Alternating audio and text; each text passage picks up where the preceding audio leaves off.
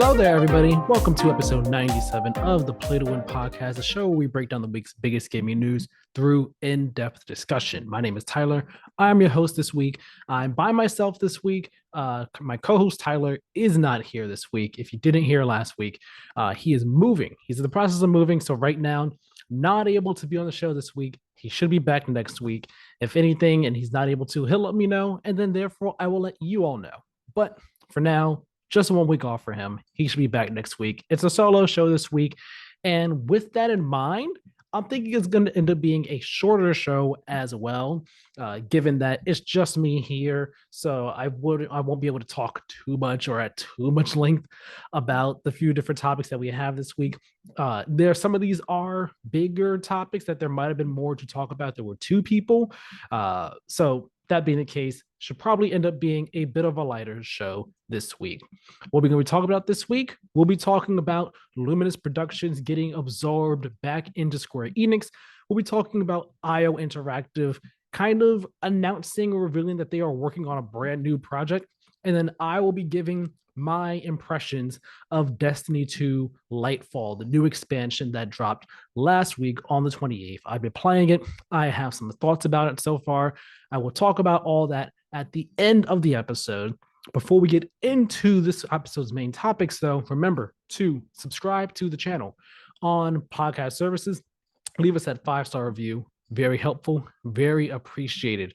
Also, subscribe on YouTube and hit the notification bell if you're on YouTube as well. That way, you know as soon as videos and other episodes go live. And you can be one of the first people to check them on out. Also on YouTube, leave a like, leave a comment, share the show with anyone and everyone. Please, please, please. It is so, so helpful. And it would be so greatly appreciated if you could share the show. Get more eyes in front of it. Get more ears listening to it. Just make it more people aware of the show. I think we do a great show here. I think we have some fun here. And I think more people would like it. So all that would be greatly appreciated.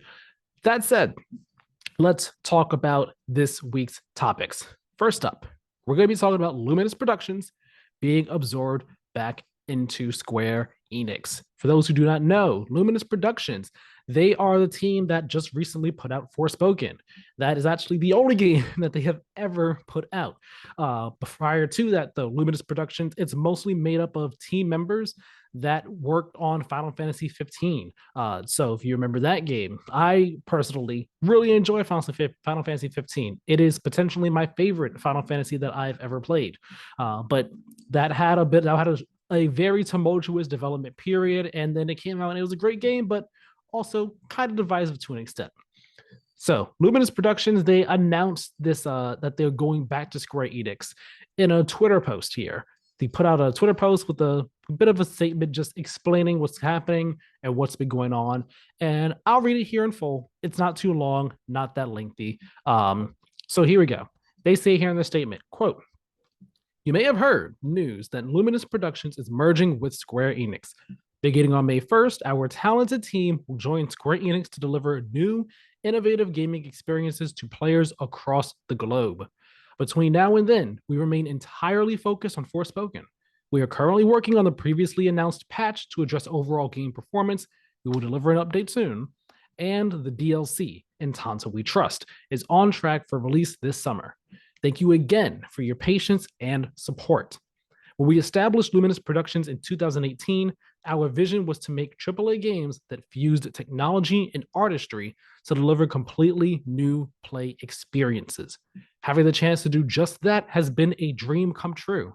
We appreciate you taking this journey with us and look forward to continuing to create new entertainment and experiences as part of the Square Enix family."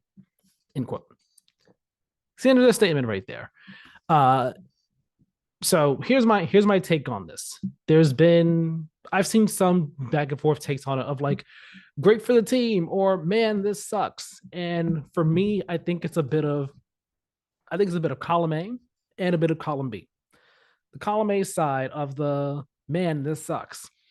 For me personally, I've been playing through Forspoken. I'm not done with the game. I'm like 30 hours in, on my way to fighting the third Tauntaun right now. And for me personally, I feel like Forspoken it's I'm not saying it's like the best game ever, nor am I saying is it a GOTY contender. But I personally think it's a good game. It's a good game. Yes, there are some very obvious flaws with it, like the optional activities to do in the open world are pretty like they're pretty repetitive. There's not much to them, not much depth to it in all. The open world, it's not the most interesting in terms of things to explore. The world, once you get past, I've talked about it before. Once you get past like the initial opening areas of the game, then the different regions of the world become a bit more interesting in how they look and are more fun to explore. But there's not much there that's exciting to do or see in the world of Forspoken. You have your, you go back and forth on whether or not you like the writing or the story of the game. I personally really enjoy the gameplay. I think the writing is fine. I think the story is interesting. It's definitely gotten better as it's progressed. But the core gameplay, the explorer, the combat, I have had a blast with it.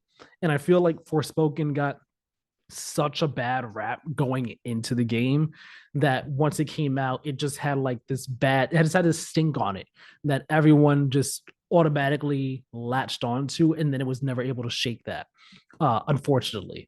So you have, when you have that combined with, which leads to the mixed reception that the game received, this was something that was kind of bound to happen. It is a shame that, Luminous Productions did not going to be able to seemingly, for at least from my understanding, do things, be able to be more independent again. We might not get more Forspoken. We might not get a sequel if the game ends up, hinting at a sequel in any way, shape, or form. Again, haven't finished it, but we probably might not get more Forspoken from them.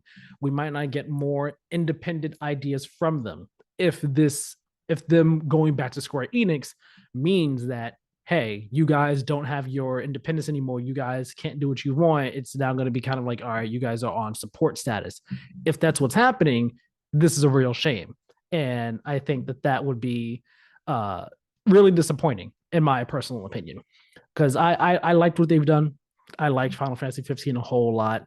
I think that we could have gotten more great stuff from them, with just learning different things, learning from your mistakes, so on and so forth. I feel like that's the column A side of like, man, this kind of sucks. The good side of this, the column B side, is that, well, going back to Square Enix, if you're if you're no longer going to be using the Luminous engine, which was kind of part of the reason why, like part of why, there's been technical issues with the game, at least from my understanding. That was also a bit of part of why there was so much development trouble behind Final Fantasy 15, and why part of why that game took so long to come on out.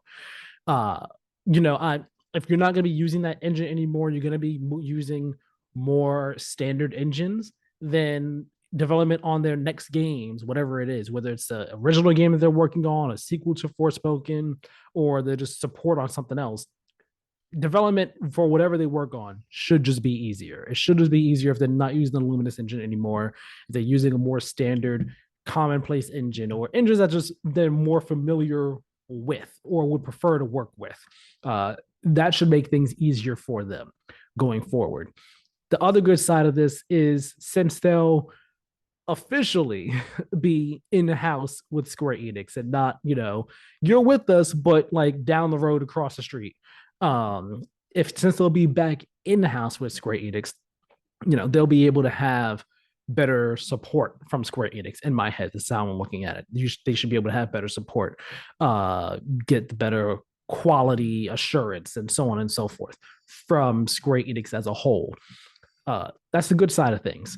And then again, depending on how you want to look at things, whether or not you were a fan of Forspoken or Final Fantasy 15 or not, if you weren't a fan of them, you don't like this, like, okay, good. They're not going to be making that type of stuff anymore. They can move on and do other things. So there's a bit of good, bit of bad with this.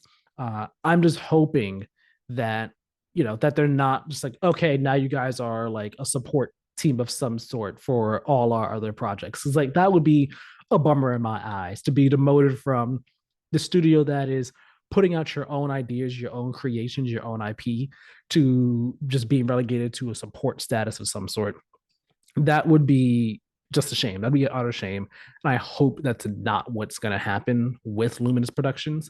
uh, hopefully that they're actually going to be able to keep on making their own projects of their own creation and stuff. But just with the actual official big boy Square Enix support. We'll see what happens though. We'll see what happens. I still got to finish the game. I did play a bit of it this week. Again, I'm only like 30 hours in or so. Didn't get to play too much of it this week before Destiny 2 Lightfall dropped.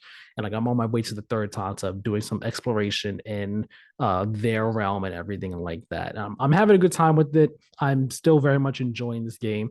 It's not a GOTY contender by any means. Don't get me wrong. I'm not crazy now.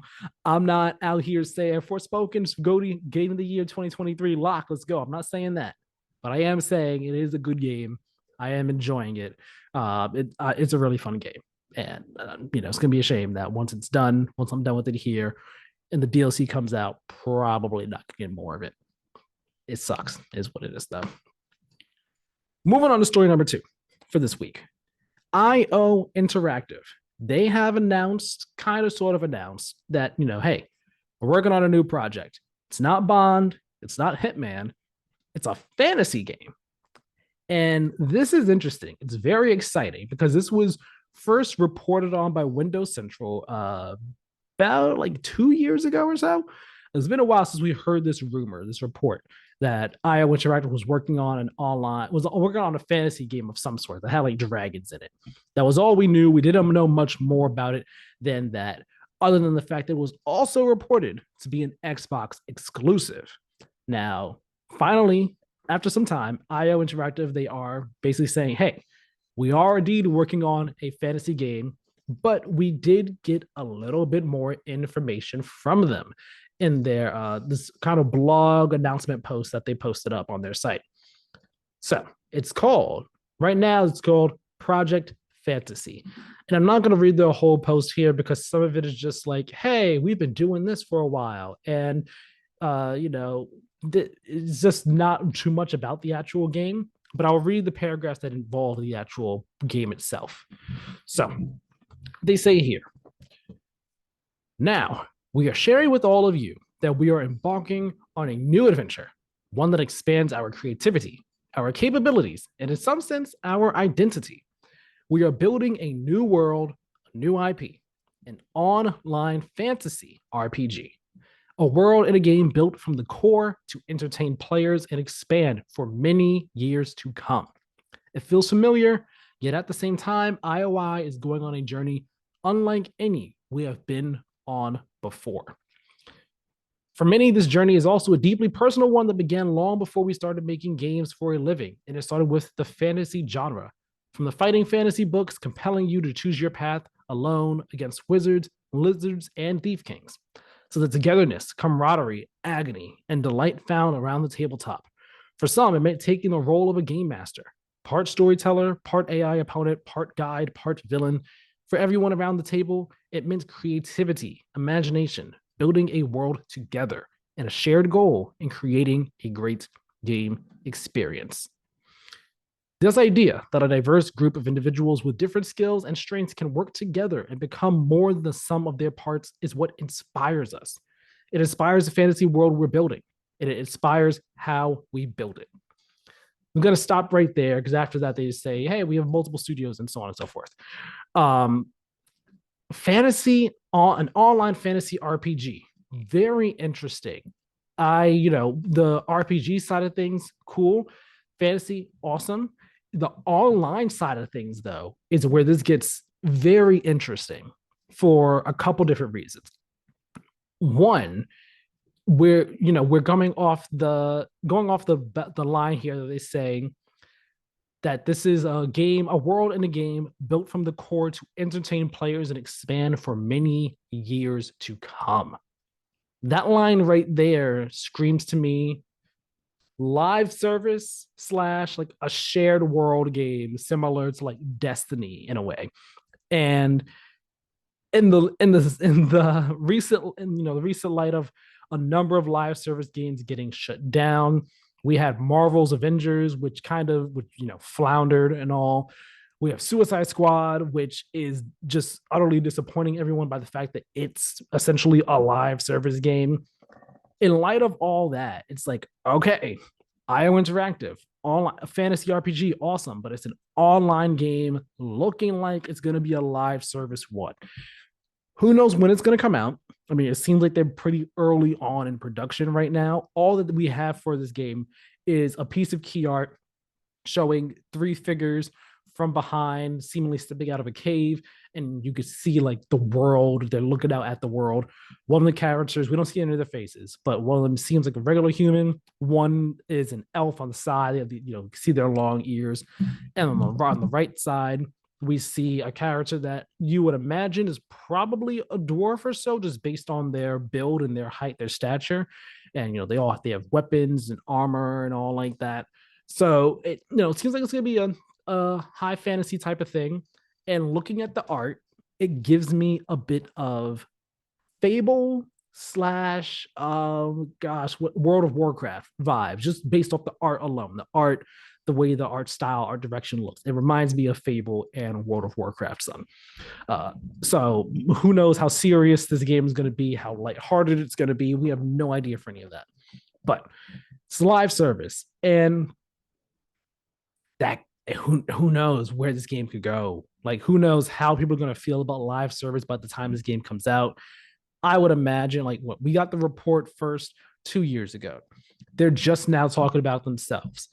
You would imagine that, at least in my head, this game is not coming out probably until 2025, likely, maybe 2026. If it's 2024, it's almost certainly got to be late 2024. I see no way in which this game comes out before like September 2024. And that is like a super, super optimistic, hopeful look at things. I think more likely is 2025 when this comes out, and from a realistic perspective, just based off of the timeline that we know of for this game. So, what are people going to be thinking about live service come 2025? What's the live service element of this game going to be like? What is there going to be battle pass stuff going on? Is it going to be more so in the footsteps of a Destiny? Because I feel like if it's in the footsteps of a Destiny and they approach it in a smart way like that, then it could go over well. If it's a world where there is rich lore and world building behind it, there are interesting characters, like an engrossing story, and it's one that they want to build on and continue to tell over years. And you have your main campaign, and I'm just gonna go based off the Destiny model of your main story, and then like you have your seasons in between, and then the next year it's another expansion of some sort. Like, if they want to follow that model with this in a online fantasy world, like with elves and dwarves and stuff like that and dragons, that could be really exciting, really cool. Because I don't think, like, aside from World of Warcraft, that's an MMO though. That's not like, I mean, Destiny 2 is basically an MMO at this point, but there aren't really any live service fantasy like games like that on consoles that would kind of feed that desire, that need for, man, an online fantasy game that's just constantly alive, constantly thriving. That could be really cool. That could be really exciting. Uh, it's just a matter of, man, how is that execution going to play out? How is it going to be in practice? What new things is it going to bring to the gaming landscape? Now, this is IOI. And while I haven't played the Hitman games, I'm aware of them. I think I played like a demo or something for the first Hitman from the World of Assassination trilogy and all like that. But I'm aware of them, and I'm aware that like when they design their levels are like meticulously designed in terms of like the people that are in them, what they're doing, what they're saying, what is placed where, how everything looks, so on and so forth. So I could only imagine how detailed and intimate and lived in a fantasy world, a fantasy RPG from them could be. That is very exciting. I would love to see what that world looks like, what like how they just what that world is. I would love to be in it, see what they do with it and all. And I can imagine just how they would, again, just support that game and that world post launch. Like they've done such a great job with the Hitman trilogy post launch. Like all their post launch support for those games has been stellar. I could only imagine what they would do with this. And like when you read the post and it talks about how the team that they have working on it, like they lived and breathed tabletop RPGs, DMing, and so on and so forth. Like, I get the feeling that this is a team that is really passionate about this and would be able to make a really, really, really interesting and exciting world uh, just for you to live in and explore.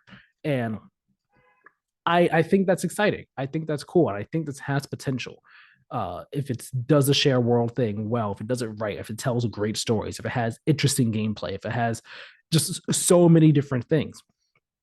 But again, there's a side. There's the thing of how's the live service aspect of it going to shake out? How will people feel about live service by the time this game comes out? Will we be like so done with live service that we don't want another one, another big AAA one like that? How are we going to feel about it? There's so many different questions to think about. Then there's the Xbox side of things. Is it an Xbox exclusive? IO did not mention that at all in their post, but if we're going by reports, it's an Xbox exclusive. So it being an Xbox exclusive, we then have to take it into the context of Xbox fantasy RPGs, of which by the time it comes out, if we're assuming it comes out 2025, Fable will be out or should be out or will nearly be out, and Elder Scrolls 6 will be out, not will be out, will most probably not be out by 2025. We will probably be hearing more about Elder Scrolls 6 by then, and will be coming shortly after that, maybe like a year or so after that. And Avowed should be out by 2025. So that's 3 other fantasy RPGs in the Xbox camp that this one will be competing with. Of course, the big one being Elder Scrolls 6, whenever that releases, that'd be like the granddaddy of them all. And then I would argue Fable underneath that, just based off the name recognition alone.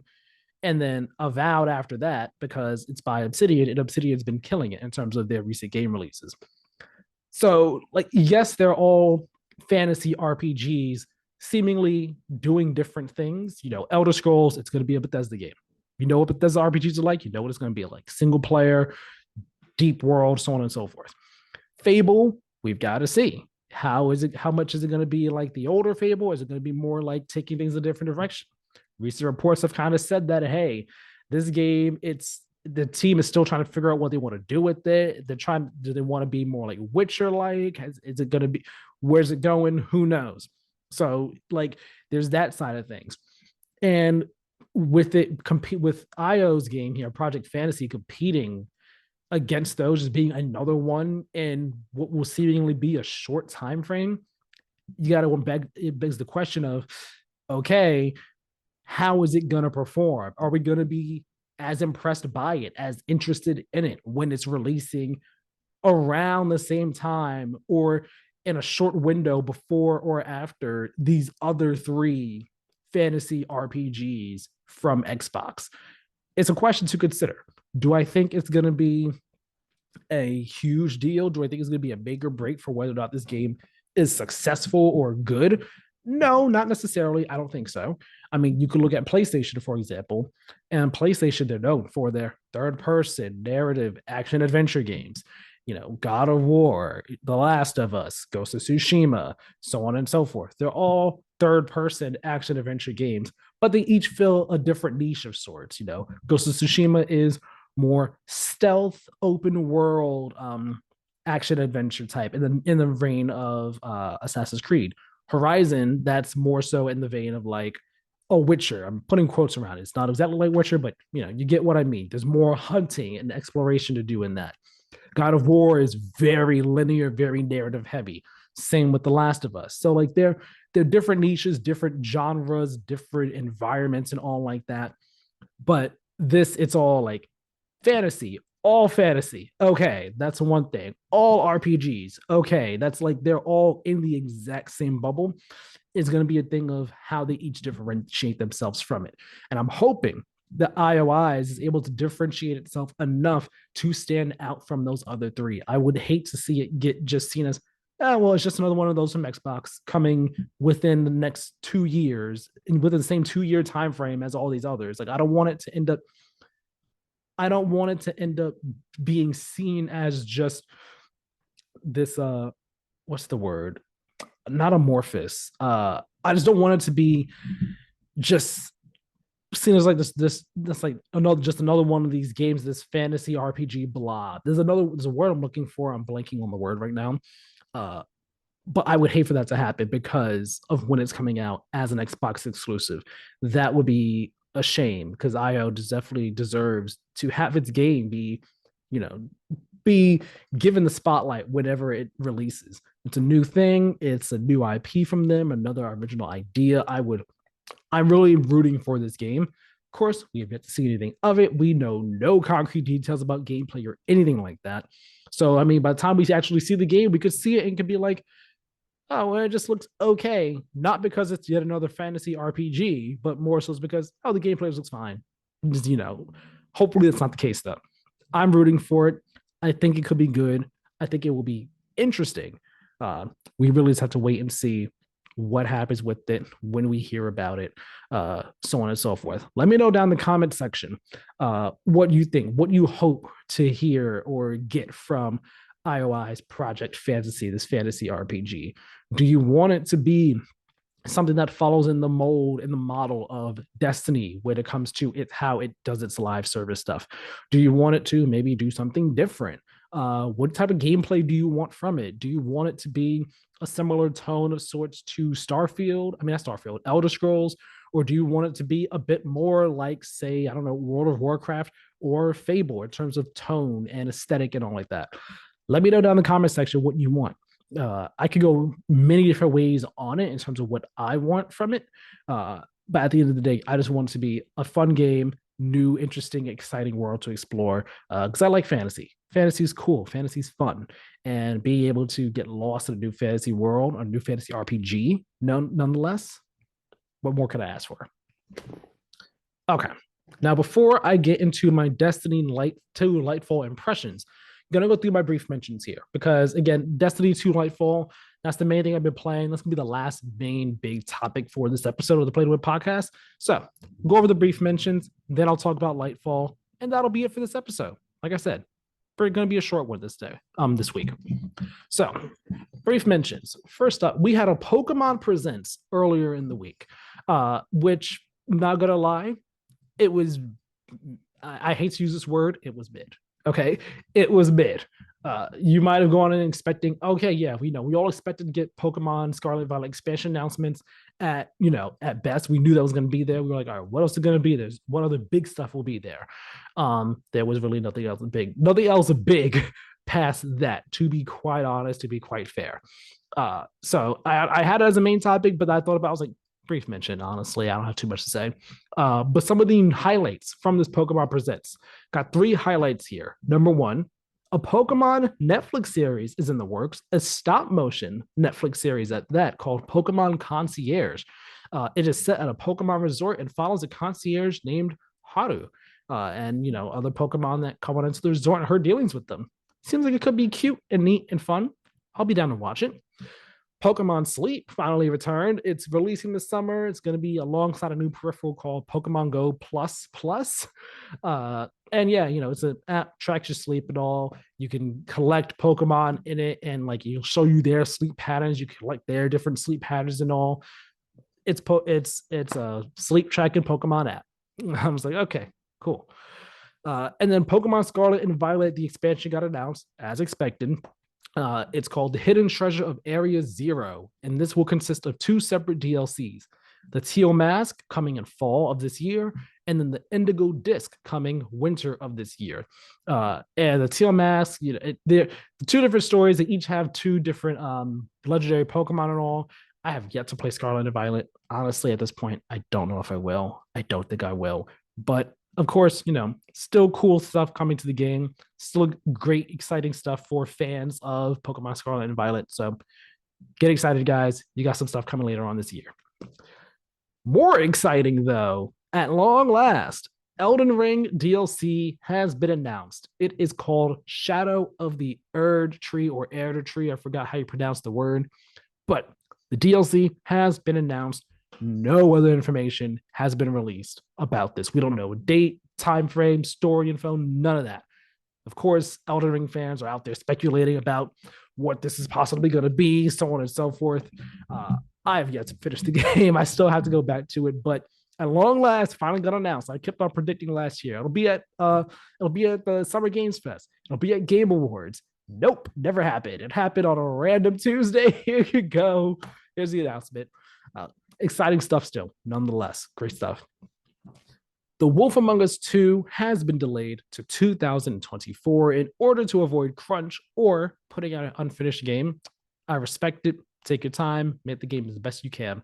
I will probably have to replay Wolf Among Us 1 though, because I have not played it in a decade. It's been a while. Metroid Fusion is coming to Switch Online's Game Boy Advance library on March 9th. So Metroid fans, get hyped, get excited.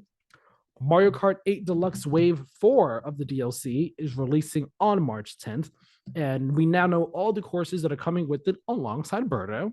We are getting Singapore Speedway from Mario Kart Tour, Bangkok Rush from Tour, and Amsterdam Drift from Mario Kart Tour as well. Donkey Kong Summit from Wii, Riverside Park from Super Circuit, Mario Circuit from DS, Waluigi Stadium from GameCube, and then Yoshi's Island, which is a brand new course for the game as a whole. I am going to state on the record that Waluigi Stadium was the wrong stadium map to bring from GameCube. Should have been Wario Stadium. Wario Stadium is way more fun, way more interesting, way more exciting. Do Waluigi Stadium. We just don't care about Wario Stadium. Do we not care about the roller coaster like design of the level, the giant room where it's just like a giant circle? It's just so much more fun than Waluigi Stadium. We don't need that one. You picked the wrong Wario brother. Okay, wrong person, wrong stadium, wrong track representation. I'm not a fan with it. Not a fan of it at all. Bring back Wario Stadium in the next DLC pack. Hi-Fi Rush has been played by 2 million players. Hats off to Tango Games and Microsoft. Fantastic game, amazing game, GOTY contender. Go play it if you have not played it. It's on Game Pass. Buy it if you want to buy it. I promise you it's worth all the money out there. Great game. Square Enix president Yosuke Matsuda is stepping down from his position on May 1st and will be replaced by Takashi Kiryu. Square Enix says that the reason for this change is to, quote, reshape the management team with the goal of adopting ever-evolving technological innovations and maximizing on the creativity of the company's group in order to deliver even greater entertainment to its customers around the world, end quote. A lot of people don't really care for Matsuda because of all his heavy insistence on NFTs. So many people are like, great move, get him out of here. And hey, I'm of the same mindset. I'm not really a fan of all the NFT stuff. So bye. See you later. Hopefully the next person doesn't, go down that path as well. And then, as per Ethan Gotch from Kotaku, the managing director for Beyond Good and Evil 2 developer Ubisoft Montpellier has left Ubisoft. Guillaume, I'm going to pronounce this first name wrong. I hope I do it right, though. Guillaume Carmona had been at the company for almost 20 years, but no reason has been given for his departure as of yet. Sorry, Beyond Good and Evil 2 fans, your game is never coming out. If it comes out, it's going to be very, very, very long from now. I know you've been waiting for a while, and it's just one thing after another, after another, after another. I'm sorry. Hopefully it happens one day. Hopefully it does. But let's be honest, I don't think it will. I think it's time to start. Let's detach ourselves from the copium and the hopium and just realize, you know what? It's not happening. But if it does, hopefully it'll be good when it happens, whenever it comes out. I think that's what we need to start having that conversation with ourselves. I think it's what we should do. Those are all our brief mentions of this week. Not a lot, not many to go over. Now it is time to talk about Destiny 2 Lightfall. Oh boy, Destiny 2 Lightfall. Okay, where can I start with this? Let's start with the campaign. All right. Elephant in the room needs to be said. All right. I played the campaign. I've done the campaign. And also, let me say this up front first. I am a casual Destiny player. Okay. I was definitely way more hardcore in Destiny 1. I was hardcore when Destiny 2 first came out. But then I've said it on the podcast before, after like I played Destiny 2 a lot when it first came out. Then Forspoken came out, I played the campaign and then like fell off Destiny hard for 2 years. No, not for 2 years. So last year I got back in, went through Shadowkeep, Beyond Light, Witch Queen, and I've been back in Destiny ever since then. But I really haven't done any raids in Destiny 2. I like shoot over the weekend. The most raiding I had done prior to Lightfall was like literally the weekend before Lightfall. I hopped into Vaults of Glass just to get a few chests with my brother and my stepdad, and then we were doing Taken King's raid King's Fall, getting some chests. And we actually got to Golgoroth that day, but then we had to stop because we had other things to take care of and everything. But that I'm not really into doing trials, not really into doing nightfalls or anything like that, masters, grandmasters, or what have you. I'm a casual Destiny player. So many complaints that I've seen people have about Lightfall so far in the week that it's been out. Many of them fly over my head because it's more like complaints that people who are super, super heavy and hardcore into Destiny 2 are having taking issue with. Okay. So on that level, this is where my impressions are coming from. Casual fan. I like Destiny, just not super hardcore into like all the systems and metas and everything like that. That said, I'm going to start with the campaign. And elephant in the room, yeah, the campaign is not that great from a story perspective. The story really was not done that well. Here's the thing with it. Here's my take on the story for Lightfall. So Lightfall story, here we are. The witness has finally come to Earth, finally come to stop us and bring the second collapse and defeat the Traveler and all. And he comes, he attacks, and then he sends his forces along with Callus, his disciple, to Neptune. So we have to go to Neptune to try to stop them and keep them from accomplishing their mission. Real quick, I will not be getting into any heavy spoilers on this. If I have any spoiler, I will say it really quickly and I'll give a warning, but I don't intend to talk about any story spoilers in this. So we're on Neptune for this entire story. And we're meeting Cloud Striders over there, Rohan and Nimbus, who are the Cloud Striders are essentially the protectors of Neomuna, the city on Neptune that the story takes place on. And I feel like I agree with many people. The story for Lightfall is lackluster for a number of different reasons, mainly because it feels the story is underdeveloped and it feels rushed in a couple different ways. Like our introduction to Rohan and Nimbus, the Cloud Striders on Neomuna, when we meet them, it kind of like gets brushed over real quick, the introductions, and then very quickly seems like we're on like a really close basis and have a real great rapport with them very quickly. And it's like, kind of should have taken a bit longer to get to that point. There are other character moments throughout the story of Lightfall where like something happens and it's like, man, we're kind of brushing over that kind of quickly, not really letting that moment sit with us that long. And it's like part of it could be explained away by certain character dynamics and personalities and all like that as to why certain things are like brushed over the way they are.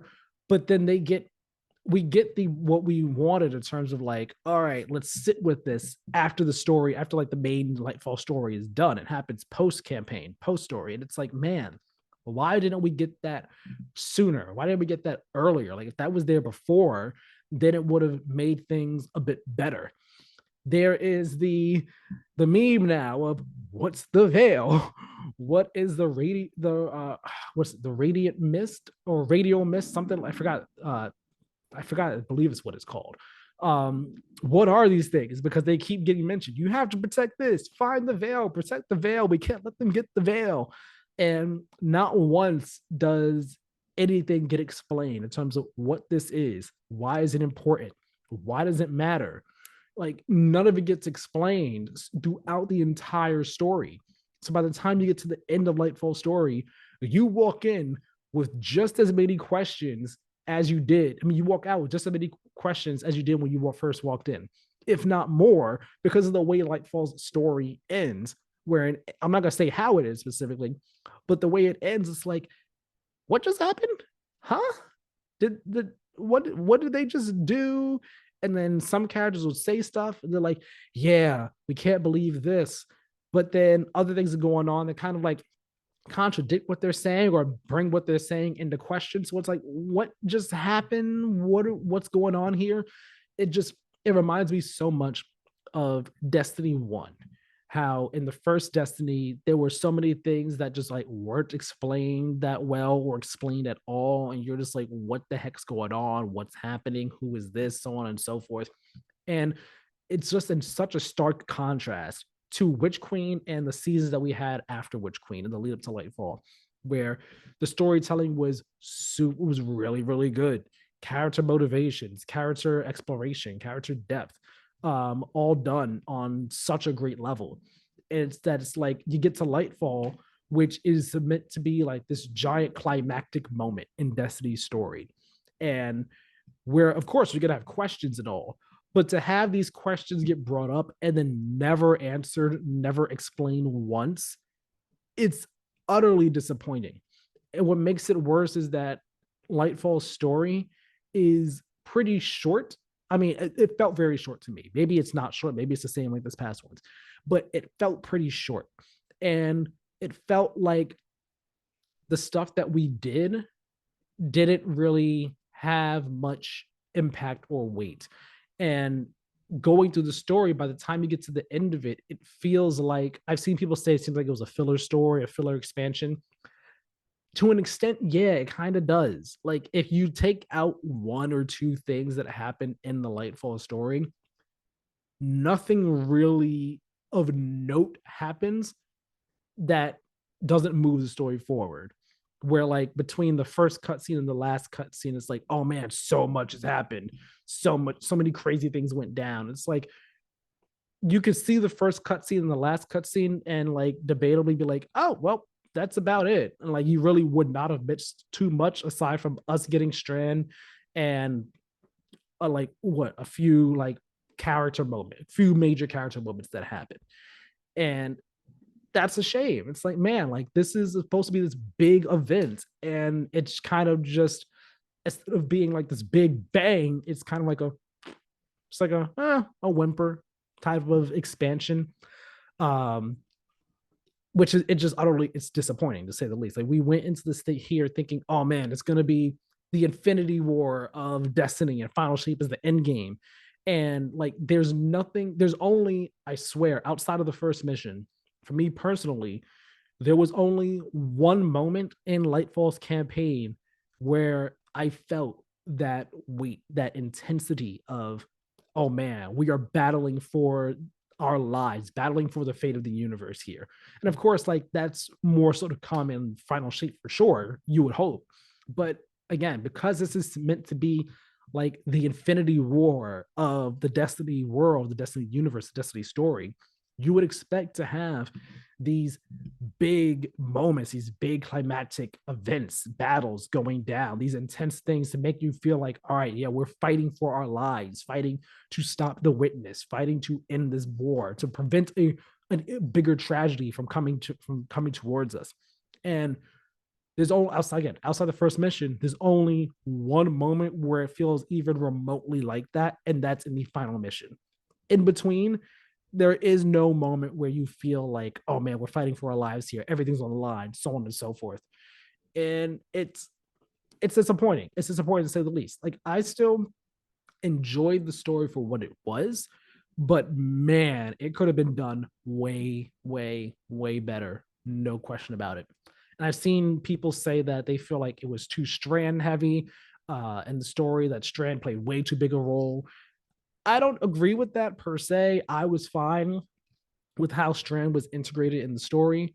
Yes, there were a couple training missions, one straight up a training mission.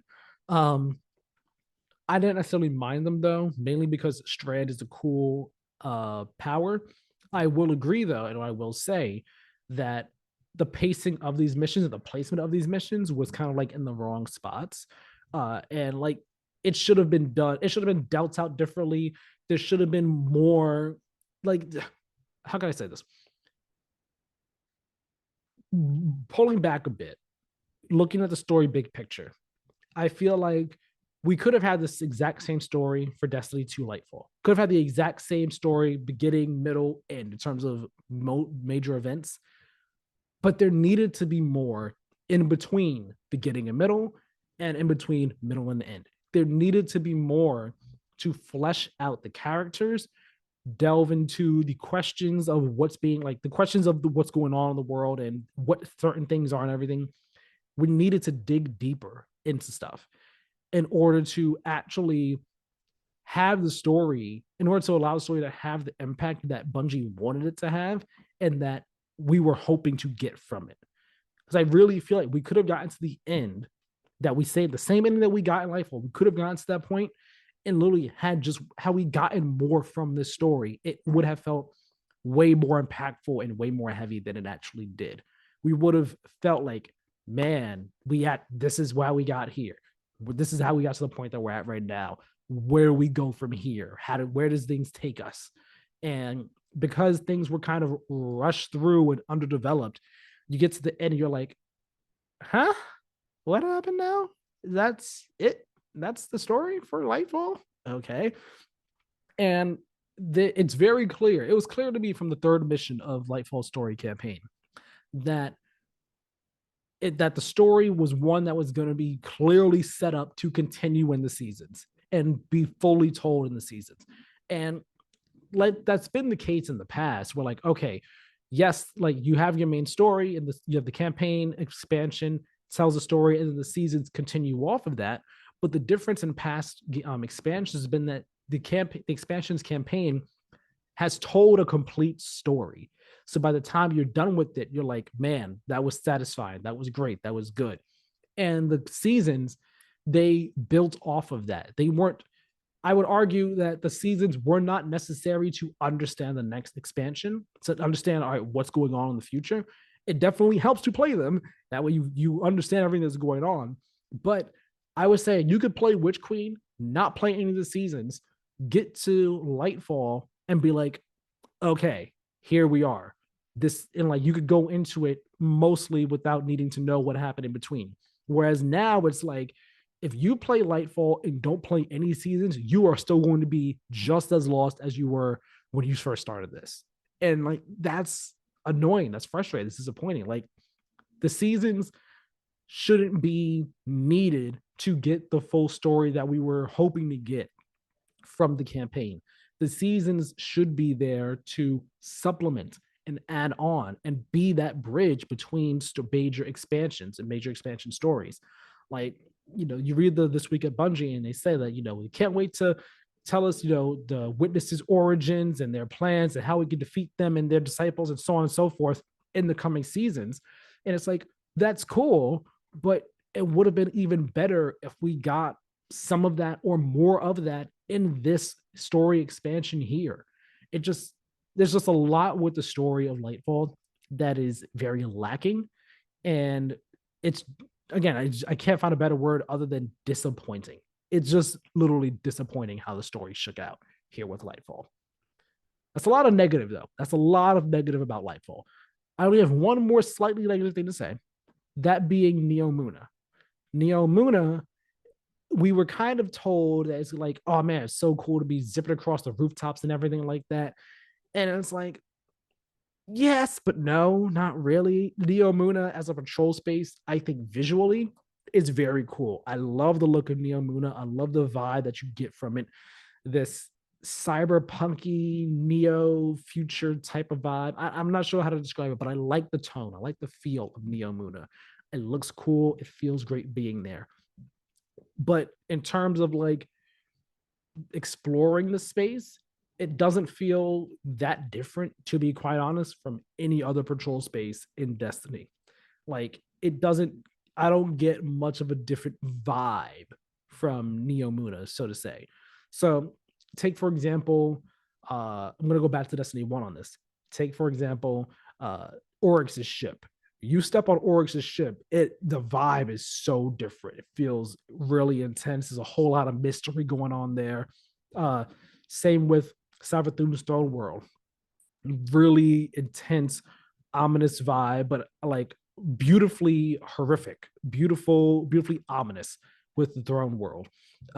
You can even kind of say the same thing for Europa.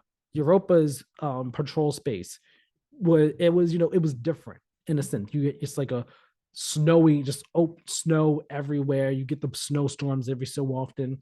It gave you a different vibe. It felt cold. It felt empty. Here, you do get a vibe of like, okay, this is a neo-futuristic type of city. You get that vibe, but I don't know, there's something about it that makes it that kind of doesn't give it too much personality. That makes it kind of feel like, oh, it's just another city patrol space. Okay. And I wish that there was more to it, whether it was actually being able to like there being many different rooftops for you to be running across and jumping across and everything like that. Like you're mostly still on the ground, like you wouldn't be in any other patrol space. There's not much that gives it a unique feel of its own. Yes, there are strand grapple tethers around certain areas, but again, that doesn't really add much to Neomuna having its own identity and when it comes to like gameplay possibilities at all. And I wish there was more of that from Neomuna. I wish we did get like we have the city here. I wish we were able to like go inside, like go be on the rooftops and like go into some of these skyscrapers at all. I wish there was just more from it, and we didn't get more what I at least hoped for from it. But again, I like the tone and the vibe, and I like the way it looks. It looks cool. It looks nice. I just wish that there was more that we got from it personally. Um, More good stuff for me from this Lightfall expansion so far. I'm liking Strand. Granted, the Strand that you have in the campaign is way better than Strand when you finally fully unlock it after the campaign. And of course, also caveat here, I have not unlocked all the fragments. I'm still unlocking those, trying to have all the possibilities open to me for Strand. But so far, I am liking Strand. Strand is cool. Strand is powerful. Okay, I'm playing as a warlock. That's my main. That's my character, and I like the threadlings that I have. The super is super cool. Being able to like go up into the air and then toss the missiles at everybody. It's super nice. Putting down my well that then summons threadlings and they go after people and all. It's super cool.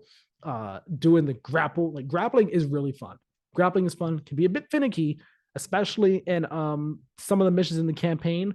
Looks very intensely at the final mission of the campaign, the final boss fight. Dear Lord, Strand was a pain in that, but neither here nor there. Still got through it. No, the grapple though, it's really cool. Swinging around, it really changes the dynamic of combat and how you approach fights and all like that. And it's also awesome. Grapple onto an enemy, and you get close, and then you do the melee, and then that adds threadlings on out, and they attack everybody. It's just super cool, really, really fun. Really like it. That reminds me, the tormentors, the new enemies that we have in this, that walk there like darkness enemies that walk around with a scythe and they swing it around and everything. They're powerful and strong and fast. They're cool.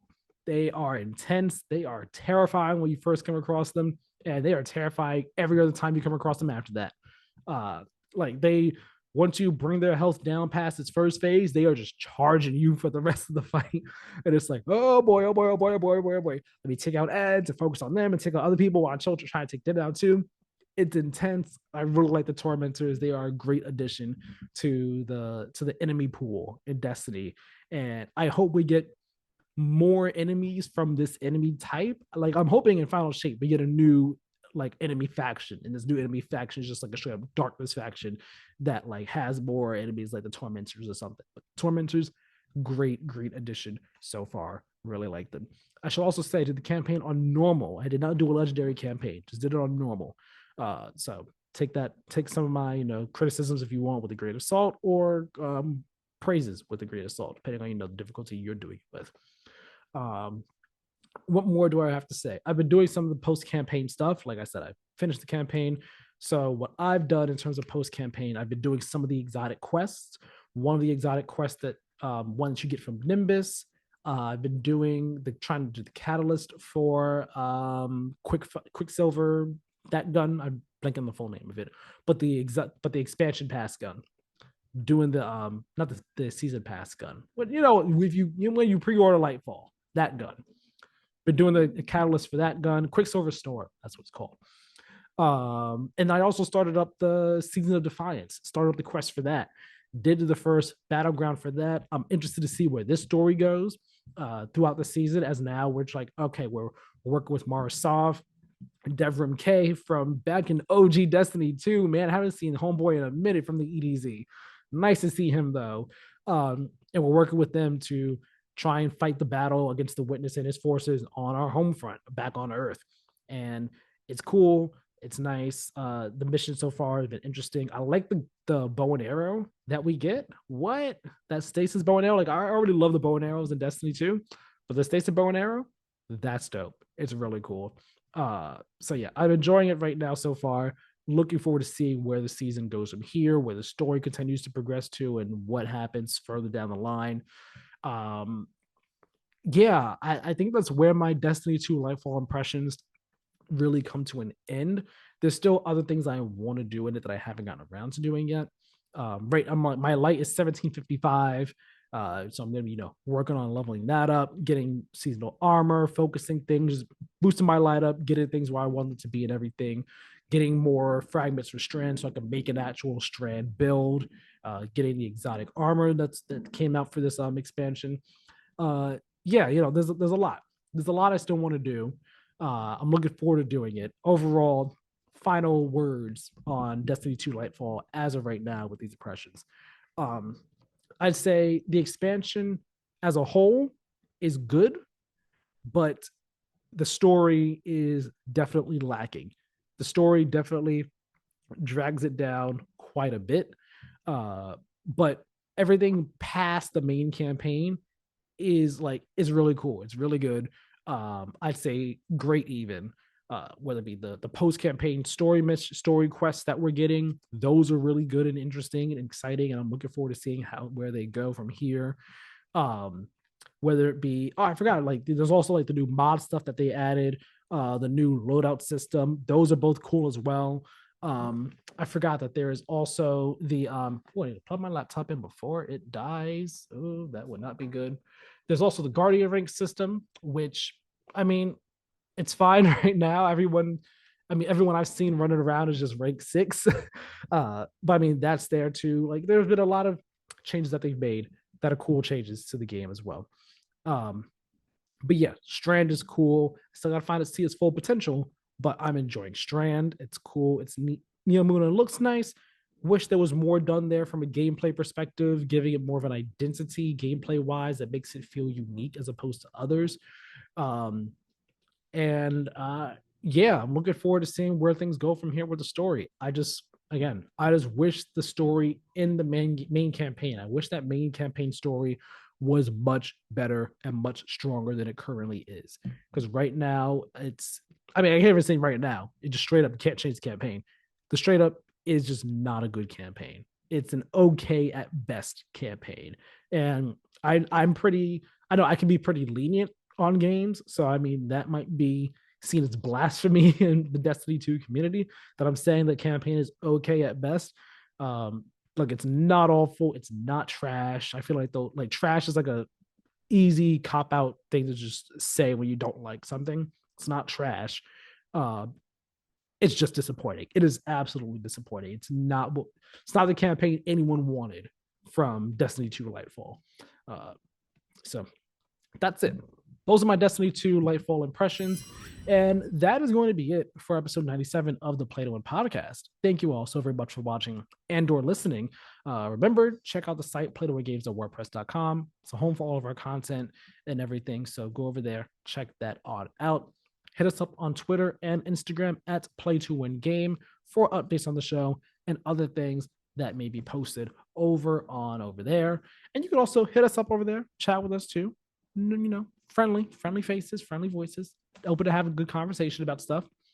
Remember, like the show leave a like and a comment on YouTube. Share the show with anyone and everyone. Let me know down in the comment section below what you all think of Destiny 2 Lightfall so far. Are you enjoying it? Are you not liking it? Are you disappointed? It didn't live up to expectations. Do you enjoy Strand? What are your feelings on it? Let me know down in the comment section below. Also, hit that notification bell on YouTube. That way you know as soon as videos go live, and subscribe on YouTube and also podcast services. And a 5-star review on podcast services would be greatly appreciated. You can follow me on Twitter at TylerMiller2496, where I tweet about some of the games I've been playing, shows I've been watching, movies I've been seeing, and so on and so forth. So feel free to follow me on Twitter, chat with me over there. I'm happy to have a conversation about games, anime, movies, so on and so forth. All that said, thank you all so very much for watching and or listening, and we'll talk with you all next time. Have a great one.